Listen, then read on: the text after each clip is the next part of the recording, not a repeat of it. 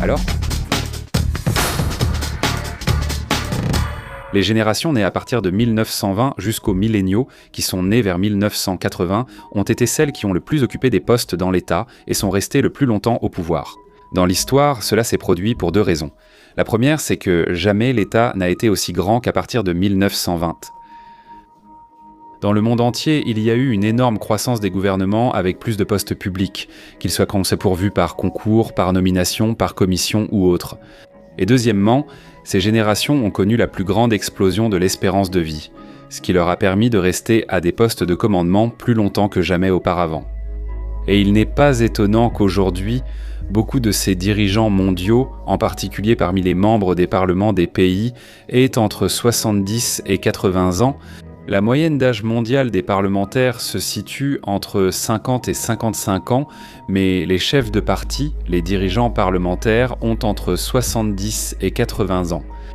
Autrefois, il y avait beaucoup moins de postes publics, gouvernementaux, et l'espérance de vie n'était que de 40 à 60 ans selon le pays. Les gens accédèrent donc à ces postes plus tôt, puisqu'ils allaient en vivre moins longtemps, c'est-à-dire qu'ils entraient vers l'âge de 20 ans, mais ils n'y restèrent pas très longtemps. Ils y restèrent jusqu'à environ 40 ou 50 ans, puis, très probablement, prenèrent leur retraite. Mais ces générations, après 1920, avec une espérance de vie plus longue, ont occupé ces postes pendant des décennies. Ce qui rendait très rare le fait que quelqu'un accède à des postes stratégiques ou de direction de l'État avant 40 ans. Cependant, la plupart de leurs principaux dirigeants devront quitter ces postes entre 2020 et 2040. Ce qui correspond précisément, si vous suivez la chaîne, à la période dont je parle, qui est la période de transition de l'ordre mondial. Et ces deux choses ne sont pas des coïncidences, elles sont profondément liées. Cela signifie que ce n'est qu'à partir de là, à partir de 2040, que nous verrons les millennials occuper des postes stratégiques en plus grand nombre, au point, probablement, de définir les directions des nations et des institutions, ce qui va probablement entraîner cette grande transition.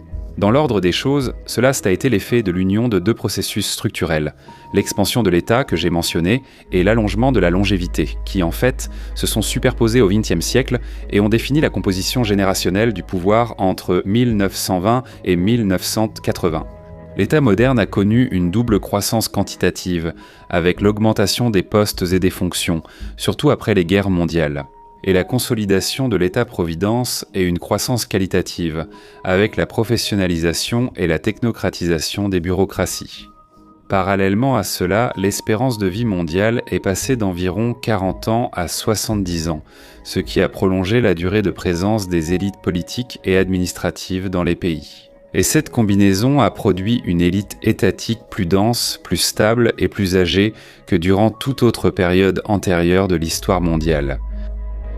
Historiquement, les générations nées après 1920, qui ont constitué le noyau des baby-boomers et de leurs prédécesseurs immédiats, ont bénéficié du moment de plus grande institutionnalisation de l'État. Avec les nations se bureaucratisant plus que jamais, avec les syndicats se formalisant, avec les universités publiques et les organismes multilatéraux s'étendant à un niveau jamais vu auparavant, cela a créé une classe d'administrateurs professionnels dont le renouvellement était moindre que celui des élites aristocratiques ou militaires des siècles précédents. C'est pourquoi les dirigeants politiques nés entre 1930 et 1950 ont dominé la politique mondiale jusqu'au XXIe siècle. Biden, né en 1942 Xi Jinping, né en 1953 Lula, né en 1945 les Shaw de 1958 parmi tant d'autres, symbolisent cette persistance.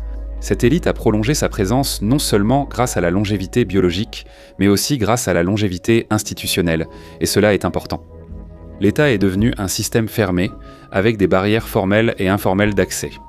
L'entrée précoce vers la vingtaine, qui était normale au siècle précédent, est devenue inviable, dans la grande et vaste majorité des cas, parce que la structure pyramidale est devenue trop rigide et que le sommet a été occupé par une génération qui a vieilli en son sein, prolongeant les carrières politiques et bureaucratiques. C'est pourquoi il est possible de voir que le remplacement entre 2020 et 2040 va ouvrir de l'espace aux millénials et, dans une moindre mesure, à la génération Z, à une vitesse très rapide, ce qui signifie une période de changement également très rapide, bien que pas nécessairement pour le meilleur.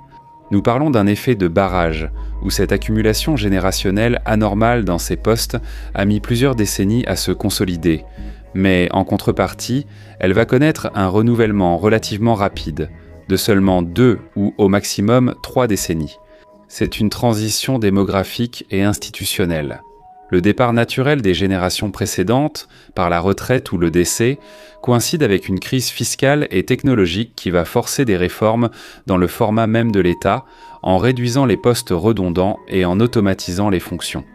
Ainsi, les millénials ne vont pas seulement occuper des postes, mais ils devront aussi redéfinir la nature du pouvoir étatique, dans un contexte beaucoup moins étatiste et plus numérisé, avec un État qui, contrairement aux générations précédentes, est fortement endetté.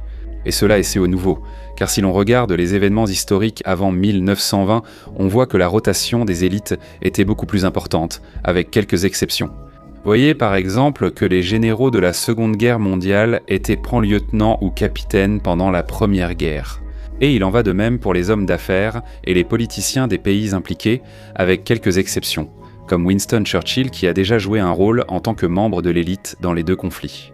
Dans la période précédente, 1920, les guerres et les crises fonctionnaient comme des mécanismes de renouvellement. Chaque conflit éliminait une partie de l'ancienne élite et promouvait de jeunes officiers et administrateurs. La Première Guerre mondiale a décimé une génération d'officiers européens, laissant place aux futurs dirigeants de la Seconde Guerre mondiale. Le temps historique et le temps biographique étaient en synchronisé. Ceux qui commandaient dans les années 1940 avaient commencé dans les années 1910. Après cela, le XXe siècle a créé le phénomène opposé. L'État et le capital sont devenus des amortisseurs biographiques. Parce que d'un autre côté, il est assez curieux le contraste que nous avons après la Seconde Guerre mondiale. Comme par exemple le fait que, comme aux États-Unis, la plupart des mêmes dirigeants qui prenaient les décisions stratégiques pendant la guerre du Vietnam. Pendant le gouvernement de Lyndon Johnson, à la fin des années 60 et avec Nixon, au début des années 70, c'étaient encore les mêmes dirigeants qui prenaient les décisions, ou au minimum influençant les aspects stratégiques pendant la guerre en Irak en 2003 et même l'intervention en Libye, en 2011 ou la réponse à la Russie, en 2014, comme chez par exemple Henry Kissinger, Brzezinski, Dick Cheney, Donald Rumsfeld, Joe Biden et d'autres. Les guerres, les récessions et les changements technologiques ont cessé d'éliminer les élites, se contentant de les recycler au sein des mêmes structures. Et c'est pour cela que des figures comme Kissinger, Cheney, Biden et Rumsfeld ont traversé un demi-siècle de vie politique active. La combinaison de la longévité, des réseaux institutionnels et de la stabilité bureaucratique les a protégés de toute rotation naturelle. À un moment, c'était le petit groupe A qui influençait directement l'État, puis c'était le petit groupe B qui montait en puissance à la faveur d'une crise, jusqu'à ce que, lorsqu'il faisait face à une crise à son tour, il soit de nouveau remplacé par le même petit groupe A encore une fois. Littéralement, une valse des chaises sans précédent historique. Au même niveau, l'élite est devenue intergénérationnelle au sein d'une même génération, ce qui est inédit dans l'histoire moderne.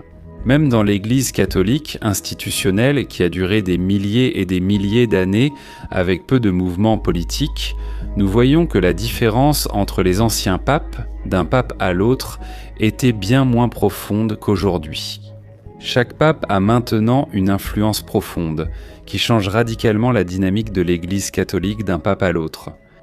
D'ailleurs, l'ascension d'une figure extrêmement personnaliste et anti-institutionnelle comme Donald Trump est justement un symptôme de ce que j'essaie de décrire. Parce que la victoire de Biden, bien qu'il soit un démocrate, s'est produite avec le soutien de nombreuses de ces figures républicaines traditionnelles qui se sont opposées à Trump. Mais le signe de sa perte de pouvoir s'est manifesté avec le retour de Trump en 2025. Ce n'est pas seulement aux États-Unis. Brésil, nous avons aussi un parallèle. Et non, ce n'était pas la République du café au lait, parce qu'elle n'a même pas duré 30 ans, donc elle suivait le cycle historique normal, pour ainsi dire. Ici, nous voyons que depuis la fin de la dictature militaire, il y a eu une succession presque ininterrompue de dirigeants issus du même noyau démographique, formé entre les années 1940 et 1960. Cette génération qui est arrivée à l'âge adulte pendant la période militaire et la transition démocratique a capturé le système politique, partisan et administratif, et l'a maintenu sous sa domination jusqu'à aujourd'hui, avec des variations de discours, mais qui, en pratique, représentent la continuité des mêmes acteurs.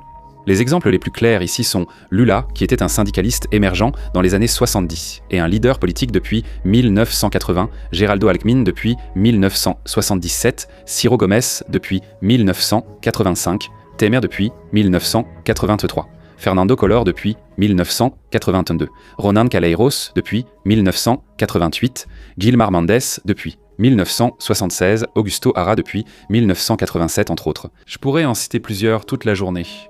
Les plus récents qui sont entrés dans cette structure l'ont fait au début des années 1990, c'est-à-dire que nous parlons d'au moins 35 ans. Et même parmi les militaires, la haute hiérarchie de 2018 à 2022 était composée majoritairement d'officiers formés dans les années 1970, ce qui les place dans le même cycle. Ce blocage générationnel a empêché l'ascension organique d'une nouvelle élite politique. La génération suivante, née entre 1975 et 1990, est restée pour la plupart confinée à des postes subalternes. Lorsque le système a commencé à s'user, la crise de représentation s'est manifestée comme un effondrement institutionnel avec l'émergence de figures atypiques qui ne venaient ni de la bureaucratie traditionnelle ni des partis traditionnels. Cependant, comme ici au Brésil, ces dirigeants sont encore plus jeunes que les dirigeants là-bas aux États-Unis, ils ont réussi à obtenir une certaine réaction. Et ce que je suis en train de dire n'est pas exclusif au Brésil et aux États-Unis, mais cela se répète en Chine, en Russie, en Iran, en Israël, en Angleterre, au Japon et dans presque tous les pays du monde. D'ailleurs, on peut dire que cela a également contribué aux crises institutionnelles actuelles. Parce qu'autrefois, avec cette plus grande rotation des postes causée par l'espérance de vie plus courte de la plupart des élites et des membres de l'État, il était moins probable que des individus puissent avoir un impact suffisamment profond pour modifier ces institutions. Cependant, aujourd'hui, avec les générations d'après 1920 occupant pendant de nombreuses décennies les entrailles de l'État profond ou des postes de direction, les institutions sont devenues beaucoup plus personnalisées, beaucoup plus liées à la forme créée par ces générations. Et cela les met en crise à mesure que cette alternance forcée du pouvoir finit par se produire. Puisqu'elles sont tellement liées à ces figures qui sont restées pendant tant de décennies, rendant ces institutions si personnalisées, elles se retrouvent confrontées à un vide très disproportionné lorsqu'elles partent. Et c'est l'un des facteurs centraux derrière les crises institutionnelles qui existent aujourd'hui. La stabilité institutionnelle jusqu'au XIXe siècle était garantie par la forte rotation des élites et la courte durée de leur présence au poste. Même dans les régimes monarchiques, la succession était prévisible et cyclique. Chaque génération imposait son style, mais n'arrivait pas à capturer ou à coopter l'appareil d'État de façon aussi profonde. La longévité limitée et la taille réduite de l'État empêchaient la formation de bureaucraties dotées de leur propre pouvoir. Mais avec le cycle post-1920, cette dynamique a changé.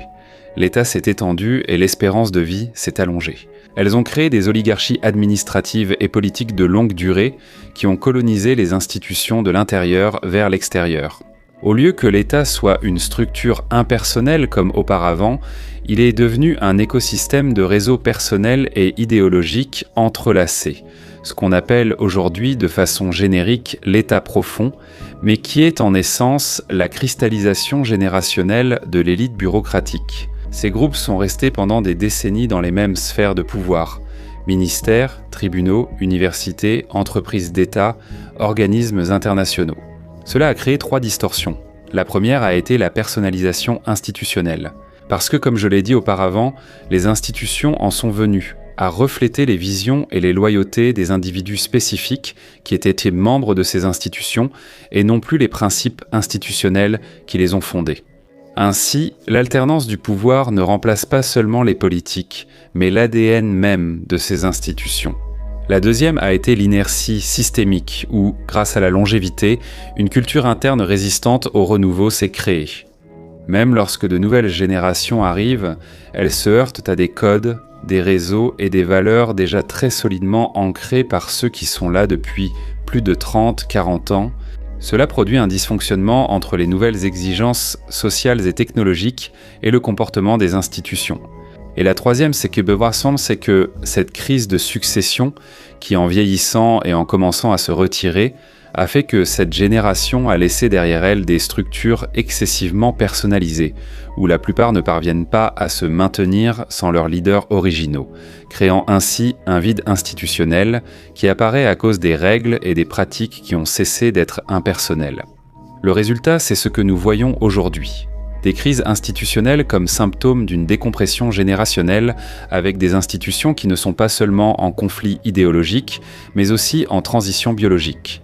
Une génération entière qui a dominé l'État depuis le milieu du XXe siècle est en train de partir très rapidement. Et les nouvelles générations n'ont pas encore réussi à reconstruire ce nouvel appareil. Ce vide va créer des luttes très intenses entre les héritiers et les réformateurs. Et cela donne l'impression d'un effondrement, alors qu'en réalité, il s'agit d'un processus de remplacement structurel des élites, de manière soudaine, radicale et anormalement rapide. Ces crises institutionnelles sont le reflet de la décomposition d'une élite étatique hypertrophiée et ancienne, qui a été incapable de se maintenir dans ses propres règles, créées par elle-même justement parce qu'elle était très personnaliste.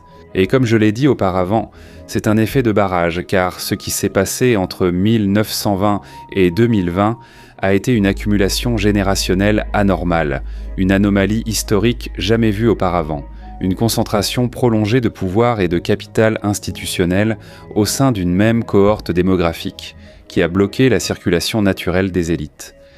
Ce processus se déroule également en 3 étapes distinctes. La première phase d'accumulation lente, qui a eu lieu entre 1920 et 1980 avec l'expansion de l'État professionnel, la fonctionnalisation de la bureaucratie et l'augmentation de la longévité, créant une élite fonctionnelle à longue durée de vie, où les portes d'entrée, des décennies plus tard, se sont progressivement rétrécies et où, à chaque décennie suivante, de nouveaux postes ont été ajoutés, mais avec peu de départs, provoquant ainsi le remplissage progressif du réservoir. Dans la deuxième phase, celle de saturation et d'immobilité, qui va de 1980 à 2020, ces élites, déjà consolidées, se sont reproduites en interne, l'État et les grandes entreprises devenant des structures de pouvoir fermées, verrouillées par la stabilité fonctionnelle et l'accumulation de capital politique et symbolique. Cette phase coïncide avec la stagnation mondiale des démocraties libérales et la consolidation de ce que l'on appelle l'État profond, ou la classe politique permanente. Jusqu'à ce que, dans la troisième phase, nous ayons enfin la rupture et la vidange de ce barrage qui aura lieu entre 2020 et 2040 où la longévité atteint ses limites biologiques, la nature, comme toujours, se montre inévitable et balaie l'ancien pour laisser place au nouveau. Le vieillissement simultané des dirigeants, des fonctionnaires et des technocrates a provoqué une décharge démographique comprimée dans le temps. Ce qui a mis 100 ans à s'accumuler se vide en 2 ou 3 décennies, générant un vide de succession, c'est l'effondrement partiel du barrage, une transition abrupte, désorganisée, imprévisible. Et ce n'est pas une coïncidence si la fin de l'ordre mondial tel que nous le connaissions commence précisément à partir de 2020, apportant une nouvelle configuration d'acteurs, pivot dans la géopolitique. C'est le résultat que Piotr Turchin, dont j'ai déjà parlé plusieurs fois ici sur la chaîne, appellerait la surproduction d'élites frustrées. Les générations suivantes, les millénials et la génération Z, arrivent en masse, avec un haut niveau de qualification, mais sans espace institutionnel. Lorsque le barrage cède, elles investissent le système de manière accélérée, mais sans la sédimentation culturelle et hiérarchique qui soutenait la cohésion précédente.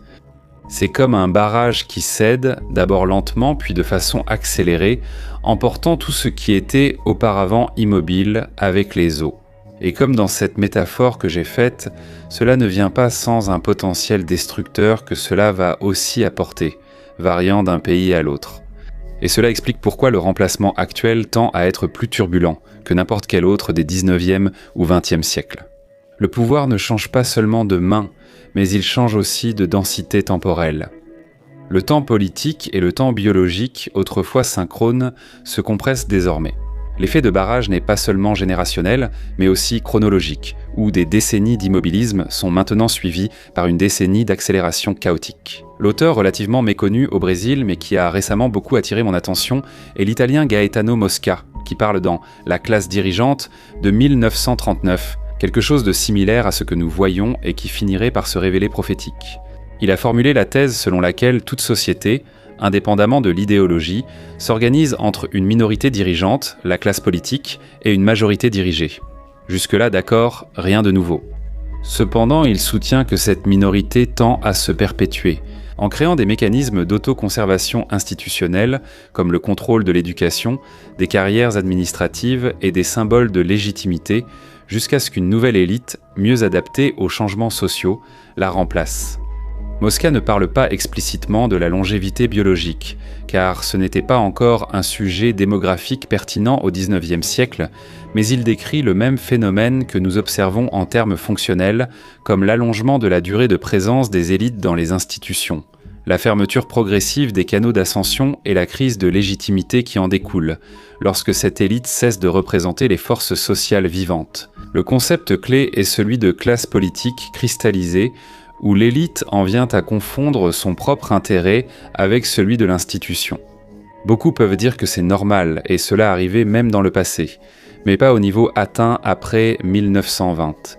Et c'est cette rigidité, et pas seulement la corruption comme on le pense généralement, qui conduit à l'effondrement des structures politiques, car cette rigidité rend impossible l'adaptation à de nouveaux modèles de société et de technologie.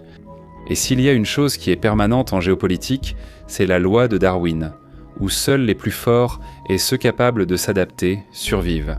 Cela est encore renforcé par le sociologue allemand Robert Michels, disciple de Weber, dans son livre de 1911, Parti politique, où il explique que le pouvoir exercé par une élite ou une oligarchie est inévitable, comme une loi des reins au sein de toute organisation démocratique, faisant partie des nécessités tactiques et techniques de l'organisation. Autrement dit, il démontre que toute organisation sera probablement capturée par ses dirigeants, qui s'y perpétuent sous prétexte d'efficacité et d'expérience. Et l'élite étatique d'après 1920 dont nous parlons est une manifestation moderne de cette loi. La différence c'est que cette génération d'après 1920 a connu la plus grande augmentation de l'espérance de vie jamais enregistrée dans l'histoire du monde. Dans le cas brésilien, le Brésil vit déjà le début de l'effondrement du barrage. La génération qui a monopolisé le pouvoir depuis l'Assemblée constituante de 1988 est usée biologiquement et politiquement, mais elle occupe toujours le sommet des structures. Ils ne tiendront pas jusqu'en 2040, ils essaieront de transmettre le pouvoir à leurs enfants, mais par une ironie du sort, ils ont tellement érodé et usé le système qui les a favorisés, en aspirant jusqu'à la dernière de ses énergies, que même s'ils parviennent à placer leurs enfants, ils finiront par laisser à leurs héritiers une machine trouée et inefficace, prête à exploser. Les nouvelles générations, formées densément dans un environnement numérique et dans des sociétés plus fluides, n'ont pas trouvé de canaux d'entrée institutionnels. Le résultat, c'est la même tension observée aux États-Unis et en Europe. La polarisation politique et culturelle extrême, la perte de confiance dans les institutions et l'émergence d'outsiders, c'est-à-dire de personnes qui viennent de l'extérieur du système. Autrement dit, si entre 1920 et 2020, le monde a connu l'ère de l'hypertrophie étatique et de la gérontocratie institutionnelle, cette phase à partir de 2020 jusqu'à 2040 tend à inaugurer une ère de nouvelles élites, formées par des personnes ayant vécu dans l'environnement que les générations précédentes ont connu. Entre 1920 et 2020, le monde a connu une expansion massive du crédit, et à partir de 2020, il y aura une réduction gigantesque du crédit et une augmentation colossale de la dette. Autrement dit, un environnement très différent et extrêmement opposé à celui des générations précédentes. Et cela va entraîner la faillite de nombreuses institutions et va changer le monde de façon permanente. Merci à tous, j'espère que cela vous a plu. N'oubliez pas de partager la vidéo avec tous ceux que vous connaissez pour aider la chaîne Géopolitique Mondiale à continuer d'exister. Ce contenu ne peut être produit que grâce à vous, qui aidez à partager la chaîne ou qui, lorsque vous le pouvez, devenez membre de la chaîne. En devenant membre de la chaîne, vous avez un accès anticipé aux vidéos, un accès aux vidéos exclusives et aux lives exclusives. Et selon la catégorie, votre nom apparaît à la fin en guise de remerciement. Merci, à bientôt et à la prochaine vidéo.